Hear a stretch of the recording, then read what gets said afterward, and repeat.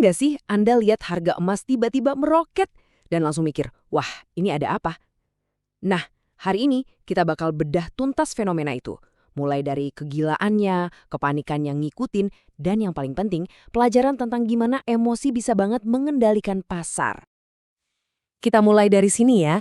Sebuah komentar jujur yang menggambarkan kepanikan nyata dari seorang investor baru. Coba rasain deh emosinya. Komentar singkat ini adalah inti dari semua yang akan kita bahas hari ini. Oke, kita masuk ke bagian pertama, demam emas menyerang.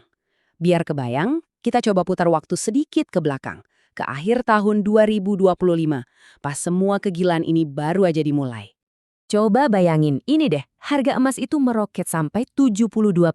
Cuma dalam waktu setahun, angka segede ini jelas langsung jadi pusat perhatian semua orang, jadi obrolan di mana-mana. Dan gilanya, momentumnya nggak berhenti di situ, malah makin kencang. Harganya naik lagi 29%, cuma dalam 1 bulan di bulan Januari aja. Nah, di titik inilah antusiasme publik benar-benar meledak. Kenaikan harga yang luar biasa ini akhirnya memicu sebuah fenomena sosial. Ada banyak laporan yang nunjukin orang-orang rela antri panjang buat beli emas. Pemicunya cuma satu, ketakutan bakal ketinggalan kereta. Atau yang kita sering sebut sebagai FOMO. Kita lanjut ke bagian kedua, saat harga jatuh, kepanikan muncul. Karena ya namanya juga pasar kan, apa yang naiknya cepet banget, biasanya turunnya juga nggak kalah cepat. Itu hampir pasti terjadi.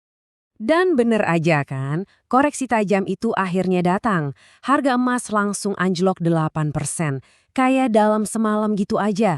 Ini benar-benar bikin kaget para pembeli baru yang sama sekali nggak siap.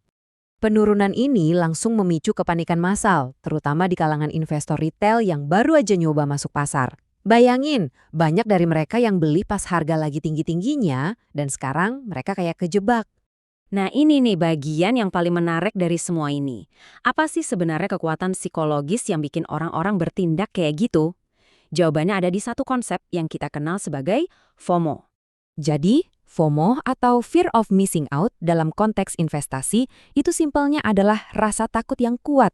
Takut kalau nggak segera beli, harganya bakal terbang ke bulan dan kita bakal kehilangan kesempatan emas buat untung.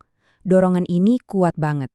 Nah, di kepala seorang investor yang lagi kena FOMO, kira-kira inilah yang mereka pikirkan. Ini tuh murni reaksi emosional, bukan sebuah keputusan yang dihitung dengan kepala dingin. Dan ini membawa kita ke poin yang paling krusial. Semua drama ini sebenarnya bukan hal baru loh. Rangkaian kejadian ini tuh ngikutin sebuah pola klasik yang selalu, dan saya ulangi, selalu berulang di pasar. Jadi pertanyaan mendasarnya adalah, kenapa sih pola boom and bust atau ledakan dan kehancuran ini kayak kaset rusak diputar ulang terus-menerus? Apa sih yang jadi pendorongnya? Jawabannya terletak pada apa yang disebut siklus keserakahan dan ketakutan. Anggap aja ini kayak peta yang ngegambarin perjalanan roller coaster emosi para investor yang akhirnya menciptakan perilaku ikut-ikutan. Dan ini benar-benar perjalanan yang liar. Coba kita lihat ya. Awalnya ada optimisme, pasar mulai kelihatan bagus, terus jadi kegembiraan karena untungnya makin cepat. Lalu jadi sensasi, media mulai heboh, sampai akhirnya di puncak, euforia. Nah, disinilah titik paling bahaya. Begitu pasar berbalik arah, muncullah kecemasan dan penyangkalan. Dan akhirnya jatuh ke ketakutan dan keputusasaan di mana orang-orang jual rugi karena panik. Kebayangkan polanya?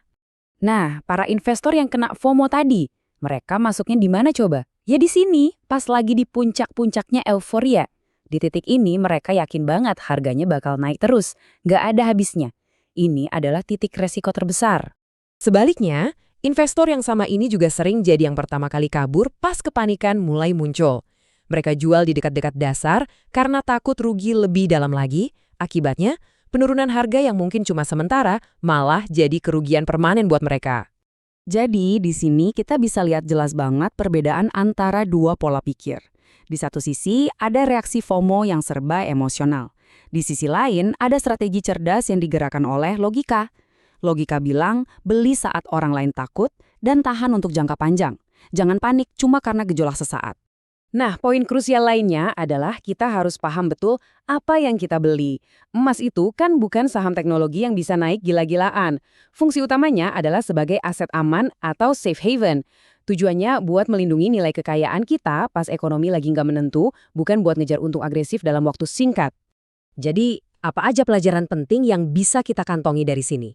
Pertama, riset dulu sebelum investasi. Pahami apa yang Anda beli. Kedua, jangan cuma ikut-ikutan orang banyak. Itu sering banget jadi jebakan. Ketiga, berpikirlah untuk jangka panjang. Jangan panik gara-gara harga naik turun sesaat. Dan terakhir, pahami bedanya investasi untuk pertumbuhan dan investasi untuk menyimpan nilai. Sebagai penutup, saya mau tinggalkan satu pertanyaan untuk Anda renungkan. Lain kali, kalau ada kegilaan pasar yang baru dimulai, posisi Anda mau ada di mana? Apakah Anda mau jadi bagian dari kerumunan yang panik atau jadi bagian dari mereka yang punya rencana? Pilihan itu akan menentukan segalanya.